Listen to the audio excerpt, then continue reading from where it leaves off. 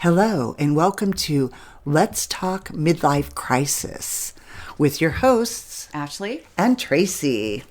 Pull up a chair for your seat at the table as we talk about the great rewiring of childhood.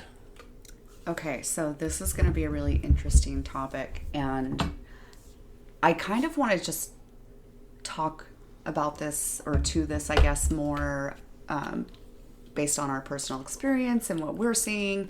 But I listened to a podcast, Joe Rogan. I know he has some big fans and he has some haters, but Sure. he has some really interesting guests and topics that he covers, and one was actually referred to me by my son, who's a big fan. And so I listened to it. He said, this might be a good topic for you to cover. And I was like, I don't know. So I listened to it and I was like, you know what? I think this actually really would be. It talks about, so the guest he had, he wrote a book called The Anxious Generation. His name is Jonathan Haidt. I hope I didn't, it's Hiddt. I hope I didn't slaughter that, because Joe didn't say his last name at the beginning. And so I was like, how am I going to find this? I hope I didn't kill it. But anyway, he wrote this book. He's a professor at NYU. And he wrote this book about the rewiring of childhood. We have an epidemic now and we've kind of touched on this a little bit in previous episodes, Right. of young kids experiencing mental health issues such as anxiety and depression and things like that. And while that's always been there, it's increased drastically, especially since the pandemic. Significantly magnified. Significantly. Yeah. I mean, Yeah. it was alarming that what the rates were pre-pandemic. Right. And then when that happened, it was like the line just shot straight up. And a lot of that, obviously, is because kids were home. They weren't in school. They weren't hanging out with their friends. Right. They were on social media. And that's kind of when TikTok just blew up. It was already around. Yes. But it really took off. Yeah, it just went to during the next pandemic. level Absolutely. after that. Yes. So what they're saying, what he says in this book, is that it's very troubling when you look at the difference between how kids are growing up today versus how they did. And obviously, based off research, they're finding that screen time is contributing to this. Not just social media, but screen time in general. Yes. And there are people who are kind of fighting that and saying, hey, I watched too much TV when I was a kid and I'm fine. Yes.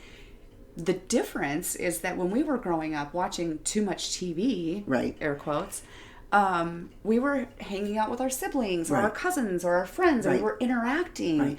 and we were laughing at things together and talking about what we're watching and arguing about it, whatever it might be. And maybe even watching Sesame Street or Dora. Remember Right. Dora the Explorer? My kids Right. grew up on Dora and Diego. Yeah. Because it was educational. They were trying to come up with Exactly. educational things. So you didn't feel so bad about sitting a young child in front of the television. But even then, like kids and teenage kids that are watching, sitcoms or anything like that. Right. Typically, there's Yes. a moral. Yes. To the Right. whole. We used to have family nights and watch like American Idol when it first came out Yeah. and different things, but it was definitely a family thing. And Pretty Little Liars when the kids were young. Right, yeah. And those types of programming. Right. But we would all watch together. And you would interact. And talked about it. Absolutely. Yes. So that's the difference. Now, if you look at a room full of, teenagers or preteens or whatever it might be, they're all on their phones and they're not talking. No. They're just looking at their phones. Yes.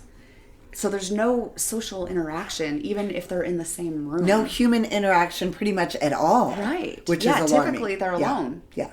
At home in their room or whatever. But even if they're with their friends, Yeah. they're not talking while they're looking at all this stuff that's, whether it's TikTok or Instagram or whatever it might be.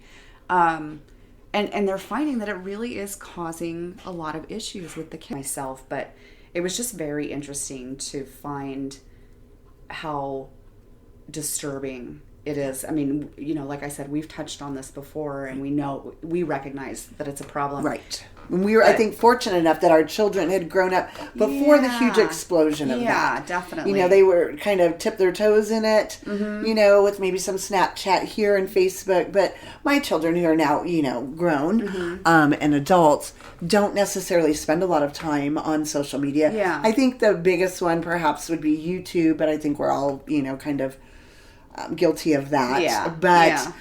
But for the social, and also on top of that, whatever the psychological ramifications of the screen time is, there's also the ramifications of putting yourself out there and open to so much. There's all that cyberbullying and not even if you don't get bullied, but how many likes you get. Exactly. The whole I think that a lot of kids that their confidence is based on the attention that they're getting on there. And I've mentioned before, when my kids were in high school, they would post something on Instagram, and if they didn't get so many likes within the first 2 minutes, they would delete the post. Yes. It was like, oh, nope, it's not cool enough. It's not good enough. Yeah. I'm going to take it down. And I definitely leave it there. Has to be impacting right. And I think that was health. just kind of the beginning of what's really happened now. And so we haven't personally experienced that. But I had concerns then, and I addressed it with my kids and said, no. Right. This is not okay, And I just didn't, they didn't grow up with iPads when they were little or anything like that. I didn't really other than my oldest son, who's a gamer, I didn't really have to worry about monitoring screen time. Right. I didn't feel that way either. So, but also, children are now getting onto screens, and that's where you're probably going, a lot earlier in life. Yep. Like my grandkids, when they were toddlers, had the tablet that just had the kiddie stuff on it, but, in case you have to take them to a doctor, they need to be quiet in the car or whatever. Yeah. But the earlier that they're on screens and getting cell phones, that age has changed. And that's creating a path for them as they grow and develop. So when they're that little, they're probably watching interactive shows like Sesame Street type stuff. Right. Or playing games that are kind of learning games. But it's still screen time. Right. And it's still creating this path of what pattern absolutely pattern of habits. Some of the things that the author was saying, because it's like, okay, well, we know this is a problem, but what do we do? Exactly. And I think we all know it's a problem. Yeah. Even those that don't have small children in the house know it's a problem, or are even experiencing it themselves. Right. Absolutely. That scrolling thing gets you. Right. And the algorithms and how they try to loop you back in. It's just... And then they end up... AI. I mean, they were saying the average amount of time that kids are spending only on social media is 5 hours a day. Screen time, and overall, things outside of social media, overall screen time is about 9 hours a day. No, that's an average child? Yes, that's like a whole work shift. Oh my gosh, it is. So I'm wondering, does that include, because I'm pretty sure my grandsons are on computers during the day for school. Probably. It would have to include that. Yeah. I would think so. But if you think about it, I mean, if they're getting out of school around 3 o'clock, and they're going to bed, I mean, who knows? I don't know what bedtimes are anymore. Like I think 9. my kids used to go to like 8. Yeah, 8, 9. That's 5 hours. Yeah, they might take a break to eat dinner. Yeah. But how much of that's really being monitored? And here's the challenge that I think parents face when they do try to monitor or say, no, I'm not getting you a phone or an iPad or whatever it might be. But then all their friends still have, so then they're the outcast. So, one of his suggestions was like, collectively, as parents, we need to do something about this together. Yes. Let's all, his suggestions were no phone before you're 16 years old. Okay. Here's where I'm like, I know. Yeah. I need to be able to be in touch with my kids, like when my daughter's at soccer practice or when she gets out of school, if I'm not there yet, I want to be able to text her or call her and say, hey, I'm not going to get there. And my grandson, I want to go to my friend's house after school, just stuff like that. I'm like, oh, you need to call me. And so now he'll borrow somebody's phone. He's 12 and he doesn't have a phone yet. And he'll have to call me from somebody else's phone. And so his suggestion for that was, okay, well, they don't need a smartphone. Right. Get them a flip phone. Oh, but then you're not cool. Exactly. But that's why he's saying collectively, we all need to do this. This is an epidemic. It is. We just had a pandemic, and the world came together to figure out how to get through this. Right.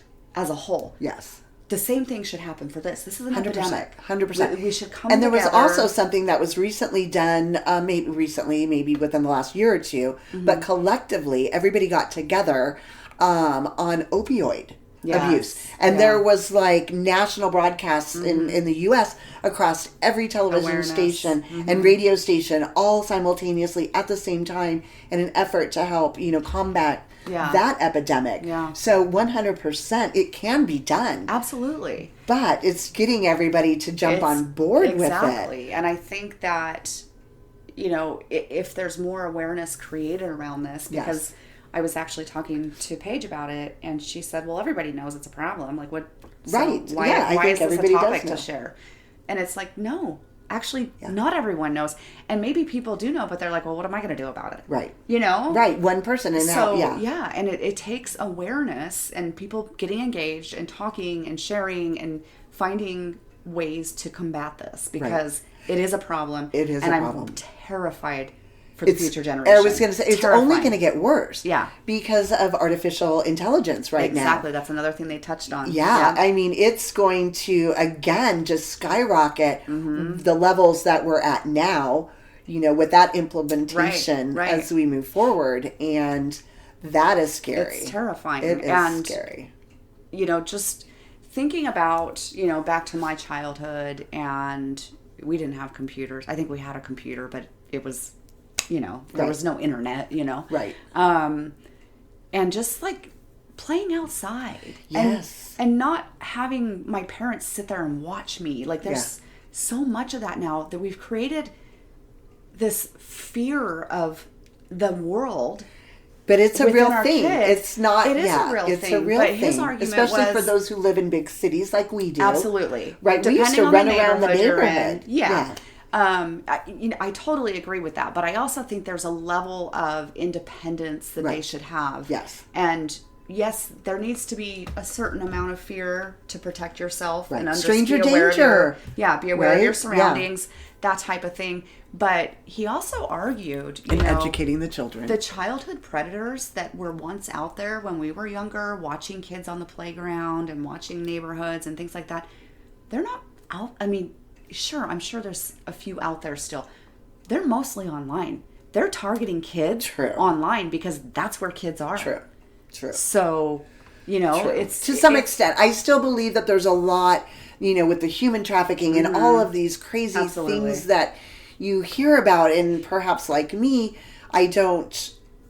dive too much into because it's just so horrific that it's difficult for me to, wrap your head around my head around it. And it just, brings me down and I just, choose to ignore it, which is sad until it affects you. Right. And then all of a sudden you have this heightened and again, sense it's one of those awareness. Things that's like, I know it's a problem, but what do I do about it? Exactly. Exactly. But yeah, I feel... Again, I am so glad I don't have to, I'm not in a position where I really have to deal with this. But I feel like it's really important for parents to set the ground rules before their kids are of age to have phones or whatever it is. Like, as far as playing on, iPads and things like that, all that screen time, set the ground rules. This is when you'll get a phone. Right. Until then, this is what we're doing. Right.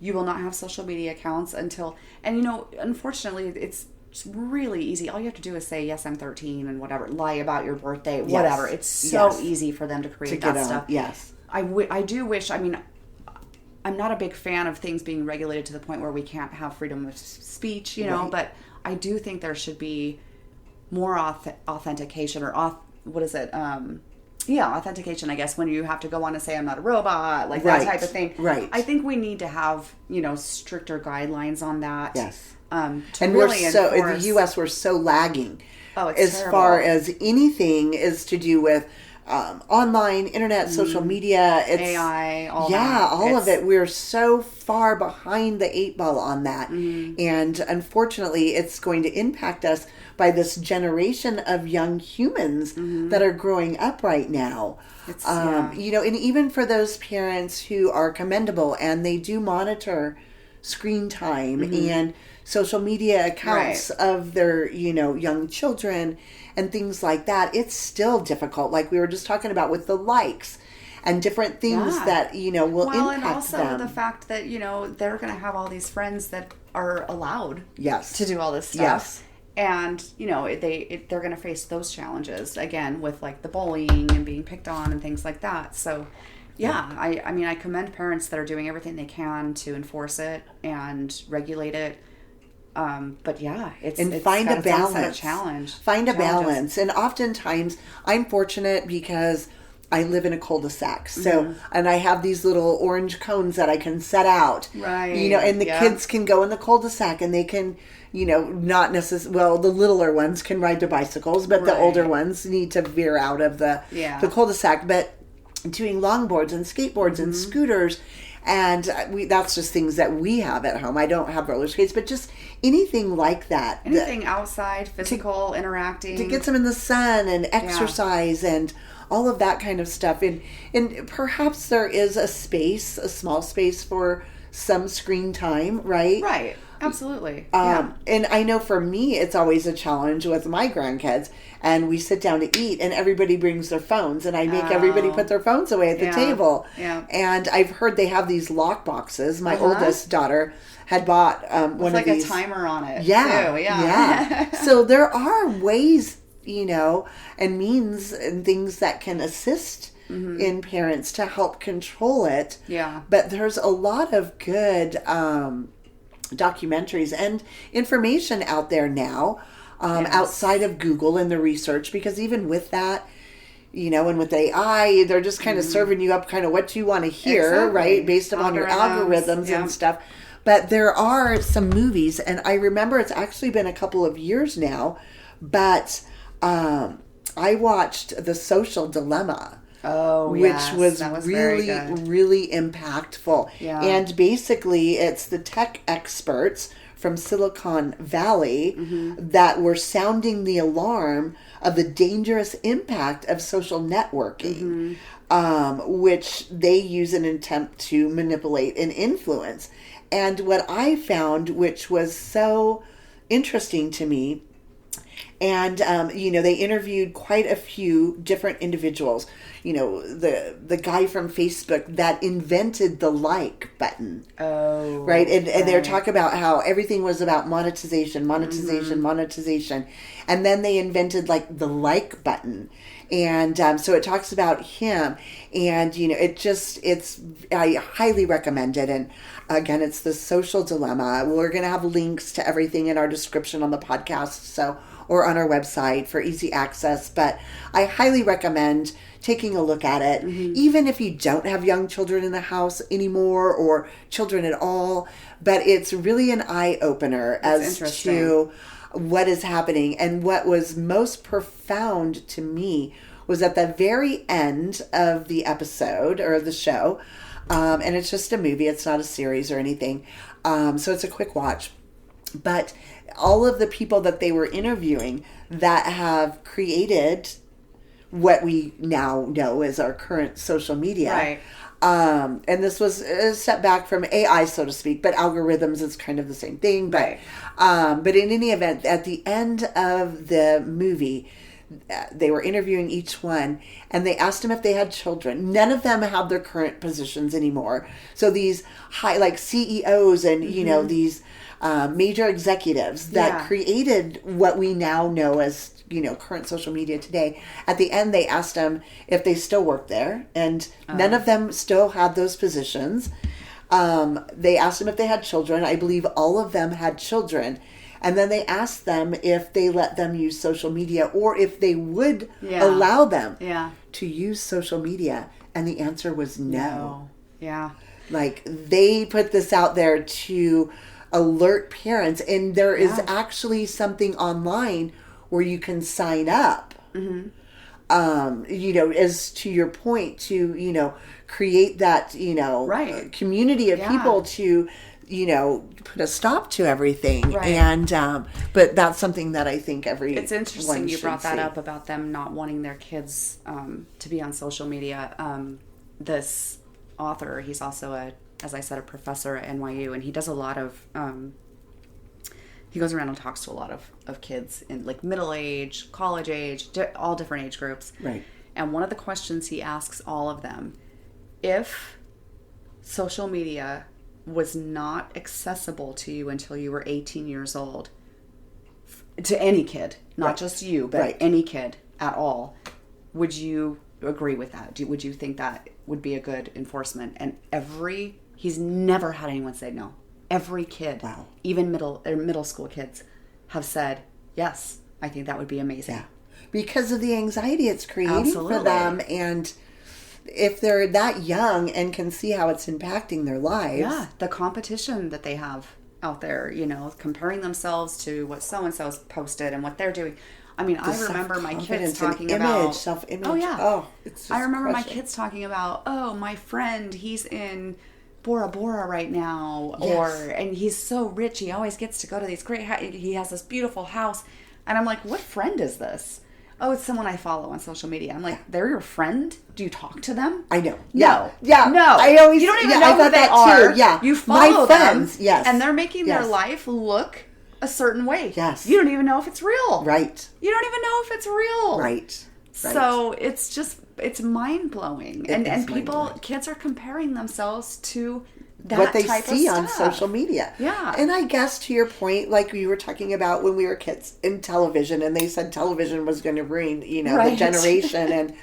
And for me too, I remember music, like rock and roll, Yes. right? That was the big AC/DC. thing. Yeah.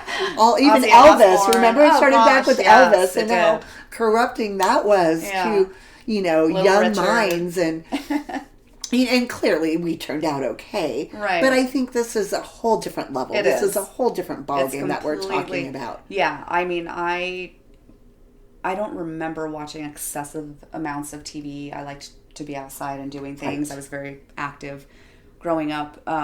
But I just, yes, there's a level of seeing things on TV and going, wow, that would be Right, like what a the great models and life. stuff. Yeah. Right. But it's just so And then different. the photo airbrushing of models and stuff. Remember when that all came out? And you're Yes. just like, well, anybody could look like that if you're airbrushed. Exactly.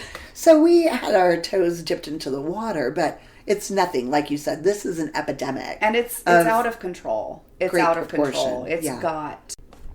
So yeah, I mean, there definitely has to be some kind of regulation to this. It's just gotten out of control. And I think, for me personally, I think a lot of people are just... It's very terrifying to think about what this generation, whether it's early 20s, high school, and younger, what is going to come of that. Right. And it's really sad and scary to me to think about 12-year-old girls having bouts of anxiety or depression or being suicidal. I was just going to say being suicidal, They should yes. be kids.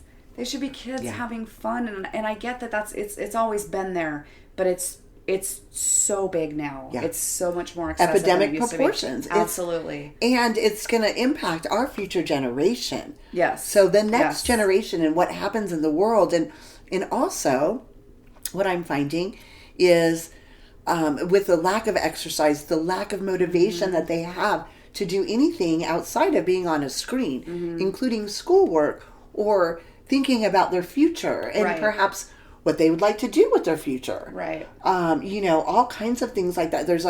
I feel like there's zero motivation and inspiration for the younger generation right now, that'll help them in their more formative years. Right. Moving forward, this cannot be a good thing. No, I don't think it is. It's like I said, it's terrifying. And I do hope that, I love if there's some kind of support group or petition or anything. I would love to be a There part is, of if it. you, the social dilemma, go to thesocialdilemma.com and look for a petition on there. I haven't been on there. It's been years. Okay. In the beginning, I was getting some emails and different communication. And if I'm not mistaken, there was actually like something that you could download, a PDF that you can download of things to do. So I would definitely say start there and let's sign up there, because that's exactly what it was designed to do. Yeah. And it's been out there for a few years, but also help spread the word. Talk to Awareness is huge. Parents of your children's friends. Talk to the schools, talk to your neighbors, talk to your friends about it. That was one thing that they mentioned too, is he said there shouldn't be phones in schools. Yeah. Which I agree with. Yeah, if they keep it in their bag so that after school, if they need to call for their ride, whatever it might be, but it how be in many the classroom. children have the control, the self-control to sit there all day? But it shouldn't even be allowed in the classroom. I know. I agree. You know what but I mean? If they have it in their backpack, I feel that most children don't have the self-control to not pull it out of their backpack. Yeah. Let's check messages. I think, though, as time goes, if it's something that is put in place, yes, rules, it might take a year or two, but at some point, the kids are going to be so used to nobody else has their phone. Exactly. They're going to be so used to it. Like, no, we don't use our phones in class. We're not allowed to. Right. Initially, yes, it's going to be challenging because it's been allowed. Right. There's not. I do remember my kids, if they got caught on their phone in class, they would get it taken away, and I have to go to the office and get their phone for them, and that. But it's just like no chewing gum. I mean, it's not the same thing, but it's just I don't think it's just putting the enough. rules in place. And if you put them in place now, in a few years, it's just going to be accepted, right? Because that's just the way. That's how it is. That's how it works. So maybe that's a good place to start is with your local schools and their school districts, right? And they have petitioning meetings them all the time that parents are allowed to go to. That's true. It's stuff that should be addressed. It's kind of sad, and I'm probably the biggest. I'm raising my hand. I'm probably the biggest one who might say something about it, but actually to show up at a meeting and take that time out. I mean, you kind of have to have a level of devotion there. Absolutely. Right? Because everybody's lives are so busy. You work all day, perhaps. I think most people work, full-time jobs now. And especially if you do have children, then you have to deal with that. By the time dinner and bedtime, bath and stuff is over, and all that, sports or any extracurricular activities, you're exhausted. But I think that it is something that is super important that we do need to take a stand now and carve out that time and make it a priority and show up to those meetings. Absolutely. I mean, it's start the future petitions of our children. It's something that should be important to parents. And I mean, we enforce a lot of rules within our home on other things and, school and things like that. There's no reason that this can't be addressed the same way. Right. And, you do all that because you care about your kids and you want them to be safe and you want them to make good choices. This shouldn't be any different. Exactly. 100%. And discipline. And it's about, self-control. Right. And quite honestly, their mental state. The mental state. Because if your children are having issues, I guarantee you're having issues too. Right. Right? Absolutely. It's an uphill battle here. So let's nip it while we can. While they're young and you still have control and you're able to instill habits and, absolutely. Learn how to manage their time. Like, it's in perhaps... Productively, perhaps even it's okay if you're on social media, but you have a specific limited period of time. And most phone mobile carriers now, the major ones, allow parental controls. Right. So that you can monitor how much time they have, at least on that particular device. Right. And perhaps multi-devices. I'm not as techy as I should be. But I'm sure at least the phones and perhaps, all screens. And there's things that you can look into like that to figure out how to put timers on it or, say, okay, and sure, you can be on your phone and you have 1 hour or whatever that, perhaps allotted time is. But also monitor what they're doing on there. That's what I was just going to say, yeah. Because, I mean, it's okay for because them to predators have are some there. Screen time, but also, like, what are they saying to other people? What are people saying to them? Are they bullying and you don't even know about it? Right. What are they seeing? What are they reading? Yeah. You know, it's just, there's some really inappropriate really terrible content stuff out there. And even just false information. So much so. And we don't know what to believe and what is true. And especially with AI and all of this adults, fake news and all that. for us to figure out. I don't think, now I'm kind of skeptical of anything anymore, right? Yeah. Like, to believe that anything is true. And I might need a little bit more than, you know, what I'm seeing to back that up. And usually I'll end up starting to research Go something. down a rabbit hole. If it piques my interest at all. But for young, you know, minds to have that know-how, they don't know what's true and what's not true. And one of the funny things that my kids like to tease me about, it was just, you know, something I always said to them. They would, you know, share information with me, and I would say, really, how do you know that? Yeah. How, like, that's true? Right. And they're like, well, yeah. And I'm like, well, where did you see it? On the internet. And I said, oh, well, then it must be true. I know. That's my favorite thing to say. And sadly enough, not just for my children and grandchildren, but friends too, right? Yes. It's like, oh, you heard, Oh, it's on the internet. Well, then it's true. Right. Well, that's what the algorithms are serving up to you, because the funny thing is I'm getting the exact opposite information. So it's a scary place out there, but it is. I'm really glad that you brought this topic up, because I do believe it's something that we are in crisis of right now. Yeah, and those of us middle-aged still raising kids, it's affecting us, and we need to know what we can do about it, and how to do it, and how to get support doing it. Yeah. And even if you don't have children and you're finding yourself very anxious or stressed or what have you, same thing for adults. Start regulating and monitoring how much time you're spending on screens, and make some changes, some positive changes. Maybe, you know, plant a garden, or not really, but, you know, maybe get your hands in the dirt, or go for a walk. Or I mean, I've mentioned my 28-year-old son doesn't even have social media. Yeah. Because he recognized the amount of anxiety it gave him, and the amount of unproductive time he was spending on there, and was just like, I don't need this. I don't need this in my life. Yeah. And that's very admirable for somebody that age, because most people his age are spending a lot of time on there. They are. Fortunately, I mean, I think your kids are kind of the same. They just don't really spend a lot of time on there. And we're fortunate for that. Post, but my grandkids, my younger kids will post here and there, but that's about it. They don't feed into any other BS. If people, and I don't think they're, you know, they're kind of beyond the age of being bullied by people just for, you know, simple posts and things like that. But yeah, it's really scary, and again, even for adults, it can affect us as well. So 100%. And we'd love to hear from you. Yeah, absolutely. What are your thoughts on the subject? And have you had these issues within your own household circle life?